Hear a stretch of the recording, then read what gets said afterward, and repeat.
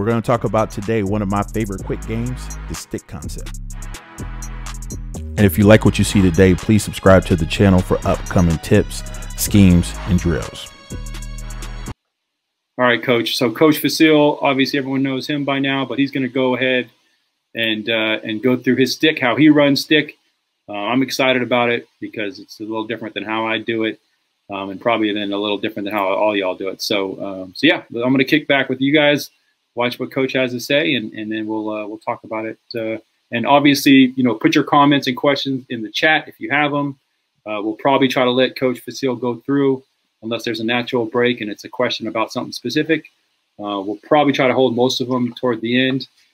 After he's done, we could read them out loud. But yeah, so put your questions in the chat or just call in afterward. But go ahead, Coach Facile, take it away, bud. All right, I'm gonna go ahead and share my screen. Okay, got it. All right, let me know if that worked. Yep, you're up. All right, cool. All right, so Stick's one of my favorite quick games to run. For me, it's been pretty easy to teach, and then also on top of that, I've had a couple of opportunities where we've had quarterbacks that didn't have great arms that could complete this pass, make good decisions, and all in all, it's just been a huge play for us. So one of the things I wanted to talk about first is just kind of how I like to run it. I like to run it out of 3x1. I also run it out of 2x2. And then also I'll have two backs in the backfield just to kind of help with the protection. So, Coach, I'm going to be on huddle. So if you hear any questions or see any questions, just shout those out because I'm not going to be able to see them. But Okay. As I'm going through this, you know, we can walk and talk through it. So yeah, I'll monitor that, and I'll cut you off if it's a good one that kind of goes in the flow. Okay. All right, cool. So, hey, you know what? Honestly, one of the first things I wanted to talk about and just kind of see what kind of defenses do people usually see? Because I feel like at the youth level, you know, it's a lot of people get a 5-man front, some get a 4-man front. I see a lot of, you know, teams, especially at the middle school level, where in my league, we'll have a lot of 4-man fronts and 5s. But, you know, how they play their coverage, we either have single high safety or 2 high. Most of the time I get 2 high, but, you know, I've also seen it where we'll have 1 high, everybody mans underneath. So I'm actually just kind of curious as to, you know, how folks play it for the most part. So I'm actually kind of curious if it's, you know, regionally, do, you know, people just play a certain defense or just depends on the coach too as well. So, yeah, you know, put in your location and the most common defenses you see, as many as you want. I'd love to hear the flavor, but that's a great question. So yeah. David Hunter is where? I'm blanking on people's location. I should know David's location. But here we go. We got some coming in, but I'll put them up on the screen. So David Hunter, 44425. Geez, what the hell? Coach Manny, he's down in SoCal. I know that. We talked about that last week. He gets a 5-3 and then a mixture of 4-man fronts. He sees a 4-2-5 down there too in the valley, huh? You guys are running that in the valley, Coach Manny? Oh yeah, 4-2-5 has been pretty popular, especially within the last few years. So I'm not surprised. Adams out there in Michigan, he sees a 5-3 or 4-4. That's pretty much like us.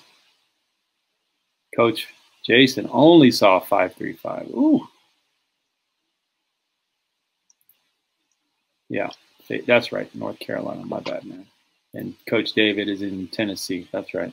I'm sorry, guys. It's a Monday, end of my Monday. I feel like on Tuesdays when you get those kids when they get back to school for the first time and they come to that practice. Oh yeah. That first day of school that their brain is just fried. That's how I feel right now for some reason. All right, Baton Rouge, lots of 4-3, 2 high safeties on 3rd and 4th grade. Dang, Coach Kevin. Man, wow. I really want to play these. Okay, so as those coming in, I'll show what this is kind of like a hybrid 4-2-5. So I'll start with that. So basically, for the stick play, my biggest thing is just getting the Y into open grass and just allowing for him to read the play. So I will start with the outside receivers. What we'll do here, we'll have them outside automatic release on the fly. All right. And that honestly is going to be our first read. So I always tell my quarterback just to go ahead and peek that. We want to go ahead and throw that outside receiver if he's open and we feel like we have the matchup. I don't mind him taking that for most instances outside of, maybe it being 4th and, 4 or 5, and we're just trying to pick up a first down. But most of the time, I'm going to give my quarterback the freedom. If you see that and you feel like we have the matchup, especially the corners walking up a little bit and we can take a shot over top, let's go ahead and do that. If for no other reason we don't complete it, then at least it's going to open up the safety. Safety's going to maybe try to come over and help, or that corner, they'll start backing off, which will give us the opportunity to start doing some other things underneath. So next, so we'll talk about the outside release with the receiver. Coach, on the back. Coach, yes, sir. How often do you see them taking that shot? I mean, is it something where they really feel like if they see it, they're going to shoot it, or would you say that's not typical, or how often do you actually use that, do you think? Or yeah. So the one thing I'm always preaching to my kids is just making sure that we're looking at the concept side. So I would say at least 30% of the time we're going to throw that on the outside.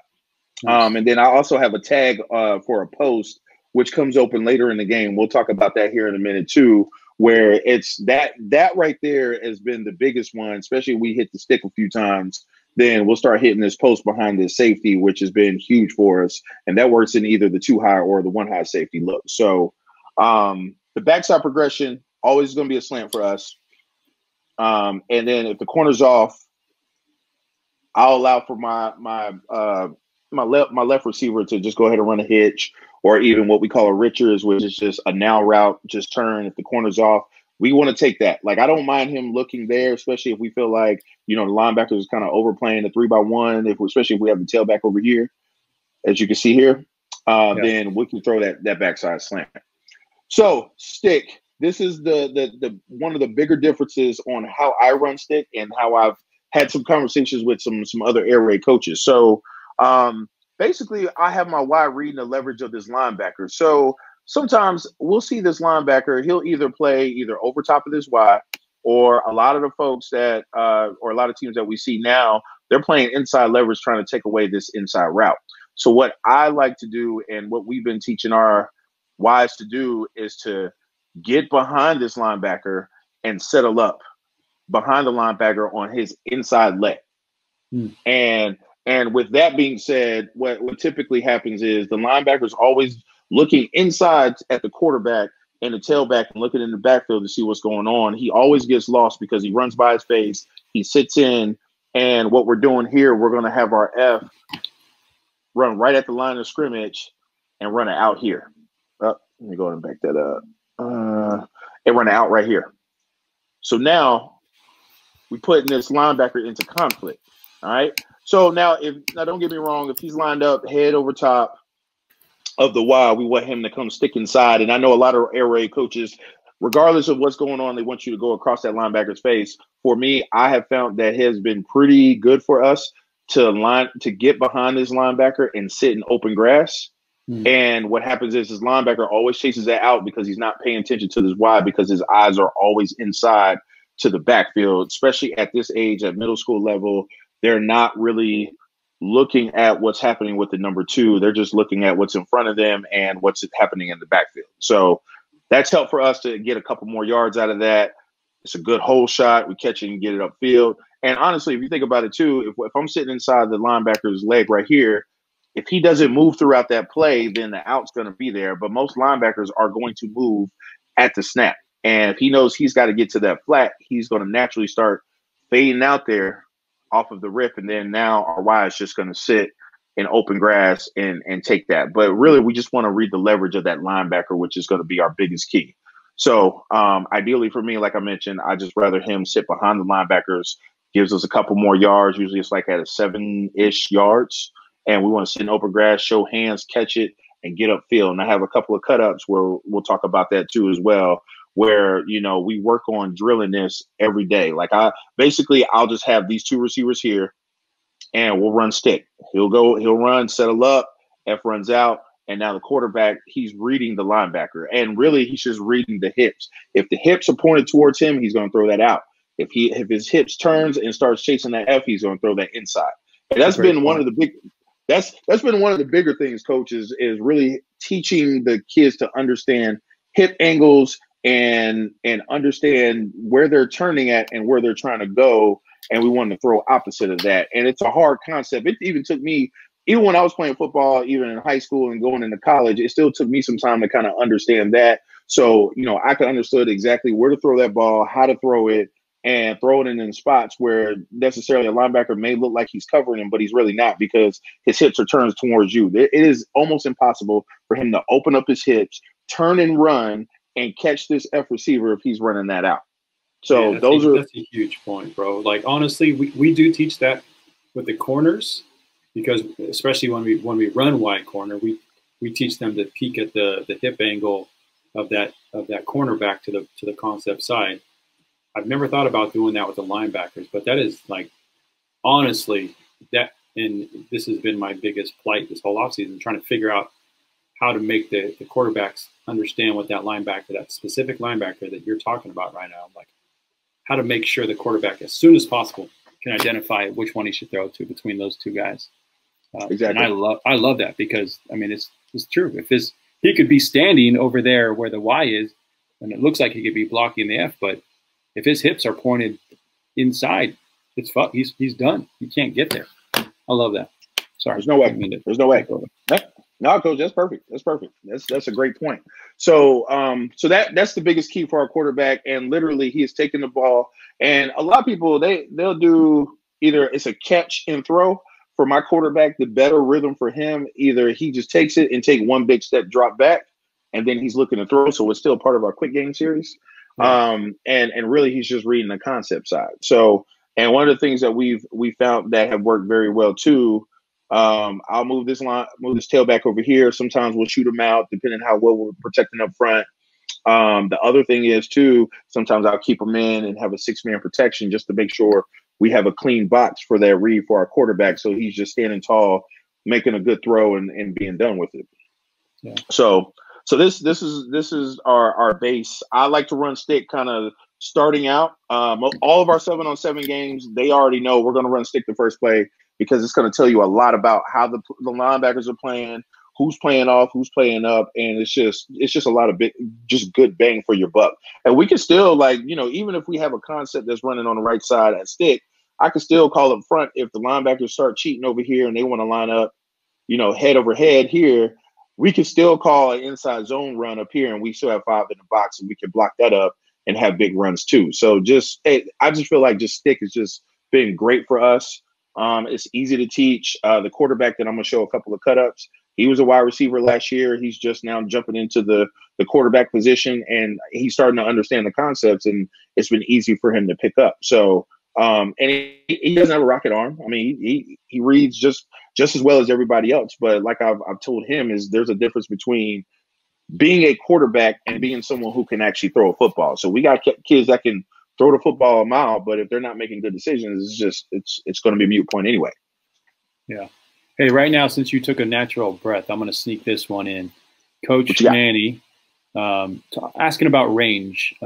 What's the max range do you feel a QB can throw that fly route? If the QB is 5 yards back and the R is 15 yards to the side, 15 yards upfield becomes a 25-yard throw. So have you ever had any issues with that, or what do you think the max range is for that? Well, for this play, since it's quick game and our outside guy is actually the first person in our progression, what we're doing, he's taking a big step, and he's really only have to throw maybe 25 yards, right? Because he's throwing it quick. If he finds that he has the matchup, he's taking one step back, and once they're even, he's just going to throw the ball. So it's never going to be a opportunity where he's getting 30, 40 yards down the field and then he's throwing the ball there, because our outside receiver is our first person. So he understands outside, inside, and then the check release. Yeah. So that's our progression.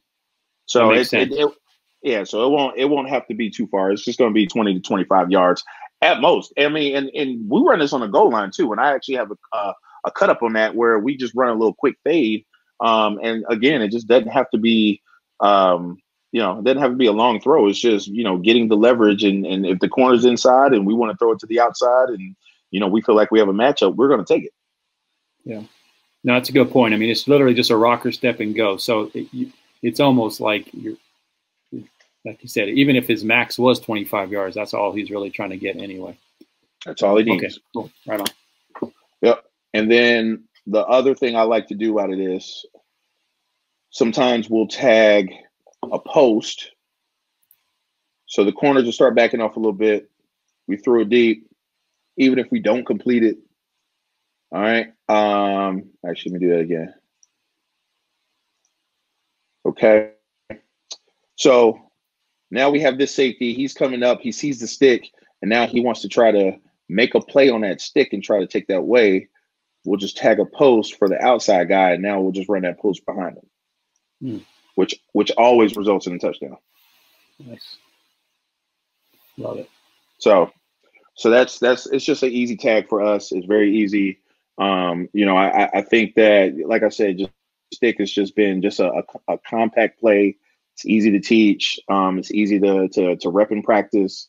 We'll do this out of 3x1, and then I'll also show you guys the 2x2 real quick.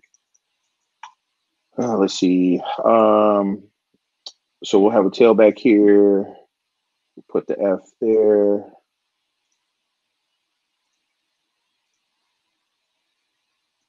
And nothing changes with the reads. It's still outside, inside, check release. And then what happens is, since they're running the 4-2-5, they're probably going to put this extra backer here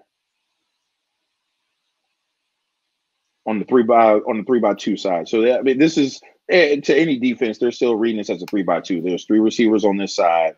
There's 2 eligibles on this side. So they're still gonna. Sometimes they might maybe try to split the difference here. I've seen that. All right. So again, we're still running an outside release. All right. My Y still running the stick. All right.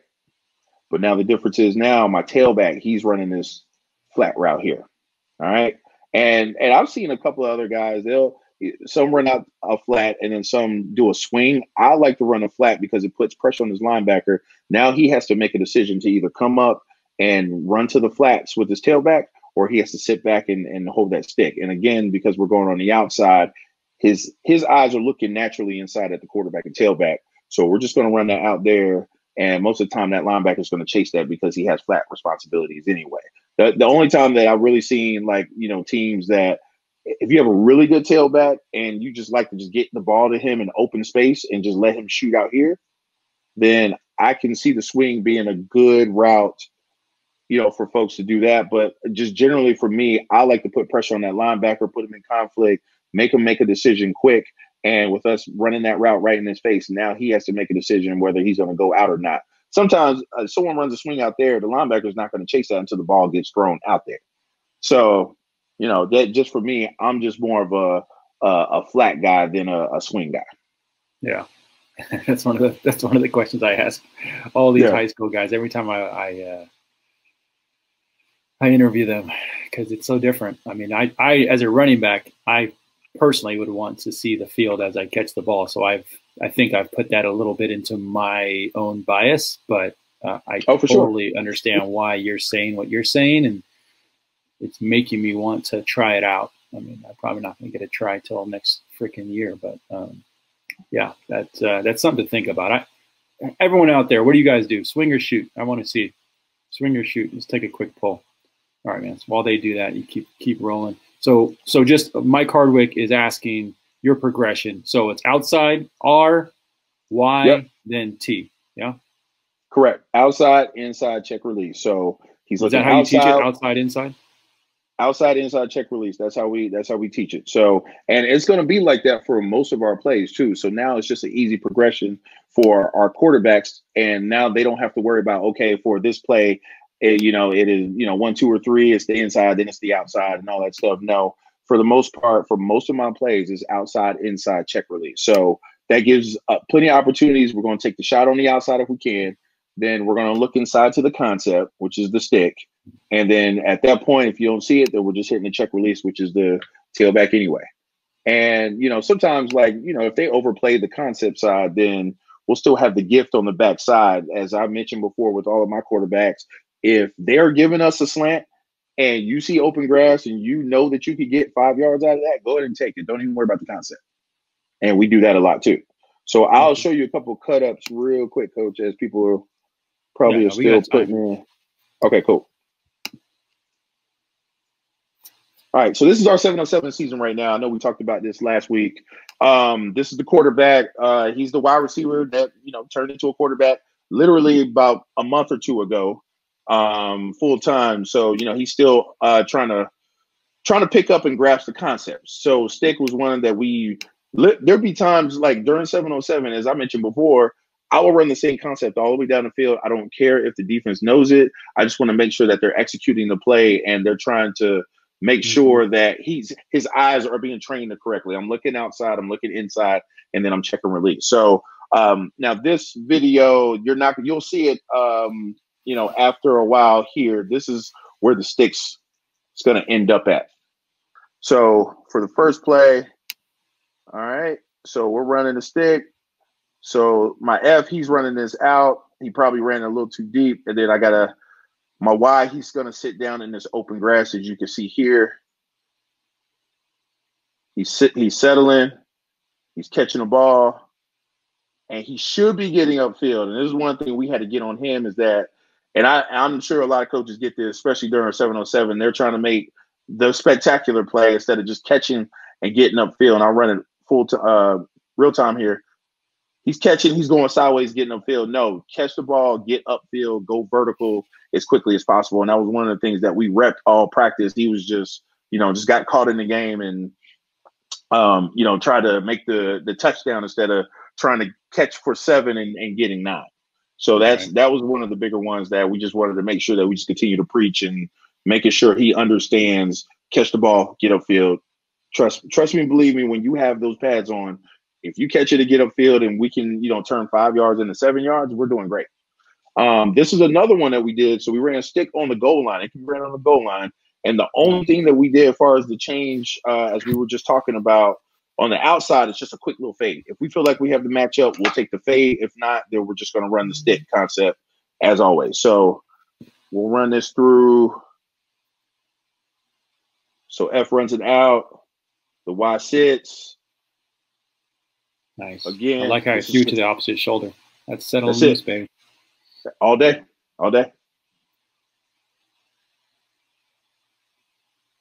And again, just part of the quick game package. It's just I'm catching and I'm throwing quick. It's easy to protect against because we're not holding up long. And we're going to run this on the right side. Now, the one thing my Y did do in the second game, this was the second game of the day, he caught it, got upfield, and you'll be able to tell how much more yards he ended up getting by just getting upfield as quickly as possible. So he settles, ball thrown to the outside, catch, we're getting straight upfield. Yeah, again, on a rhythm. Exactly. And, this is quick game. We're getting 15 yards out of that.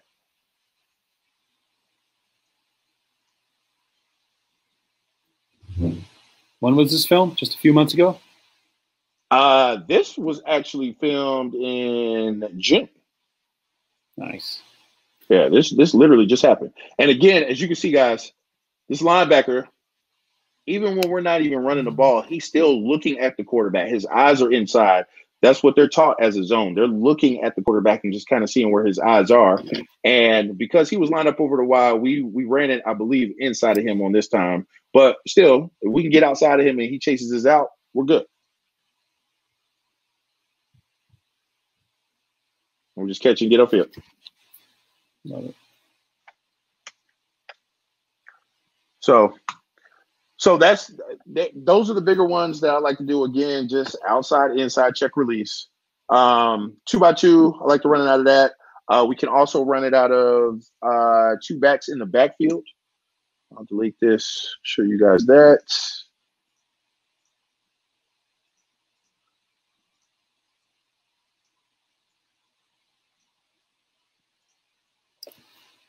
Good, yeah. We got some questions coming in, so this will be good. Cool. Let's see it out of 2 back. All right. So again, outside guy, running outside release, looking to make that play over top. Then we also have this Y. He's going to settle up inside leg of that linebacker. And then now we're going to shoot this F to the flats here. All right. And then tight tailback. There's a couple things we can do. It just depends on what they're doing up front.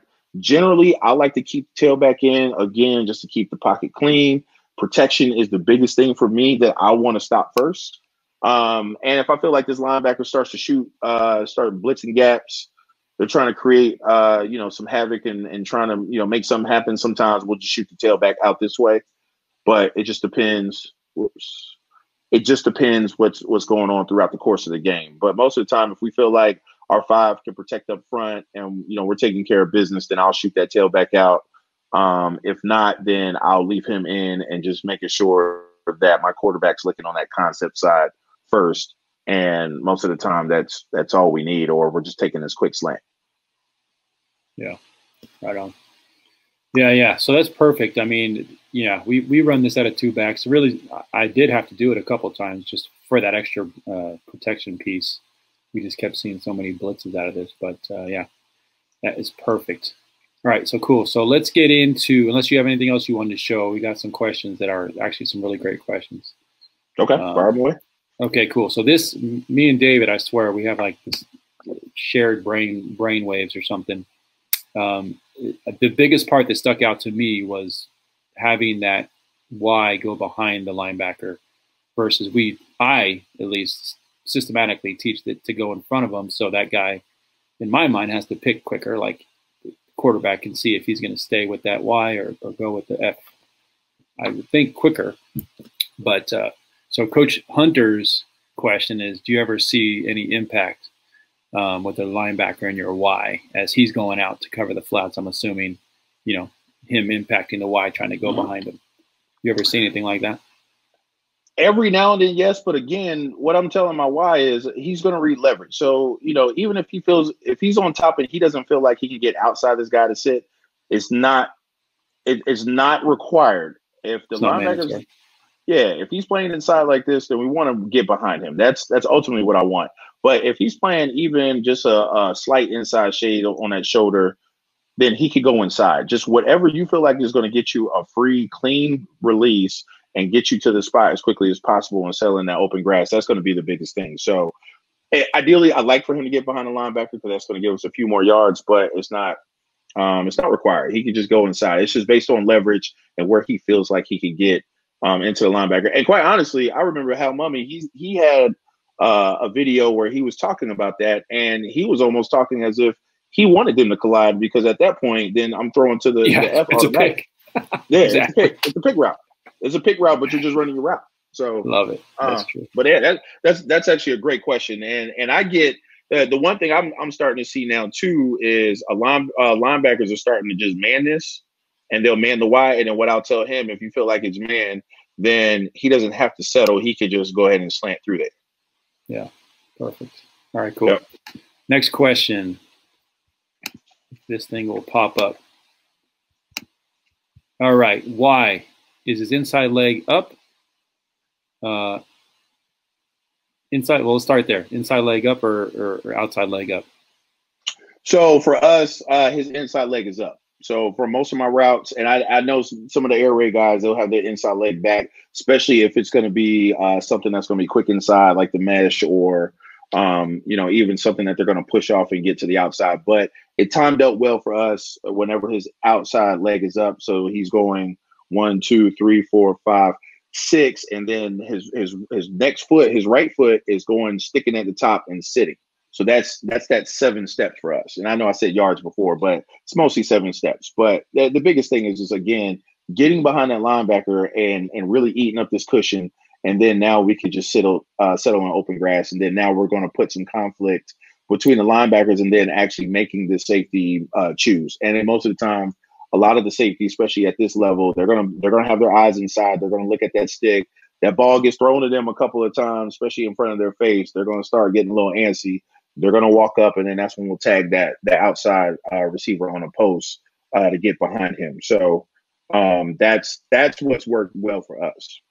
Yeah, love it. Yeah, I mean, so that's a good call out though, because I've switched from teaching yards to steps, and I think teaching it with the steps is is a way where these kids, there's a lot less gray area than yards, right? Like I want to be as specific with these little kids as possible. Oh, so for sure. I like that you're teaching the steps. Yeah, and you know what's funny is, Coach, like the one thing I realize is that you tell them to go 10 yards, they never go 10 yards. Mm-hmm. And most of them are going 10 feet anyway, because it was funny. I actually had a kid a few weeks ago. I told him to run. I said, I want you to run a 7-yard plant and then post. And he ran literally 7 steps. And then I asked him, I'm like, wait, how many feet is in a yard? And he couldn't even answer that. So I was like, I said, you're not running this far enough. And then at that point, I started realizing more. I was like, the steps are a lot easier for them to understand, because the steps, they already know it. They're not thinking about it in a yards perspective. Some of the fields that we play on don't have lines or don't have the hash marks for lines, so it's hard to count off the yards. Yeah. So the steps has just been a lot easier for us to count those off versus, okay, well, you know, if I'm telling you 15 yards, then, you know, that's 45 steps, really. You know what I'm saying? So, but the steps is easier. Yeah, keep it simple. All right, next one isn't much of a question, but just an idea. Out of 3x1, the 2 inside guys, number 2 and number 3, basically double. What he says is run trips. We ran double stick with 2 and 3, and then swing the RB to that side. And yeah, I mean, it's almost like a Mike Hardwick, our Flair, right? Basically just like a screen, but without the actual blocking, because you could. Yeah, that's pretty. Maybe something like that. Yeah, cool. I like that idea, Coach Victor. Come on, put some film on it for us. Bring it on here. We'd love to see it in action. Oh yeah, absolutely. All right, cool. What other questions? The rest is just Mike Hardwick blowing up our chat. Cool, man. Well, I really appreciate this, man. I love it. Any other variations that you guys out there want to see, or if you guys have other variations, please put it in the comments below now, or even after this is posted tomorrow on the YouTube channel, so we can continue the conversation about it. But thanks, Coach Vasile. I love this. It's giving me some stuff to think about. 2 things in particular that I really want to really think hard about now that I have a whole nother season to reconsider my whole play. That's going to give you a lot of time to think now, Coach. I'm telling you, man. Oh, man. So, yeah, so cool, man. I really appreciate it. If you guys want to see more from Coach Vasile, as always, you know, go to his Game Ready Football YouTube channel. He's got all kinds of great quick game, drop back game stuff on there. And honestly, Coach Vasile will, if you email him, I know for a fact he gets back to you guys quickly. So, sure. Awesome.